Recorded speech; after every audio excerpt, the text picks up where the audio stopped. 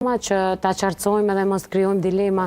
A është çdo herë gërhitja simptoma e para të nesë gjumit, apo ka njerëz që thjesht gërhasin dhe nuk kanë problem? Edhe gërhitja shpesh lidhet me apne, po ne nuk e marrim gërhitjen si simptomen bazë. Si vetëm simptoma apo problemi kryesor, sepse ka njerëz që gërhasin, po nuk kanë ulje të saturimit, nuk bjen oksigjeni në gjak, edhe nuk ka pauza të rrjedhjes së ajrit, ndërprerje.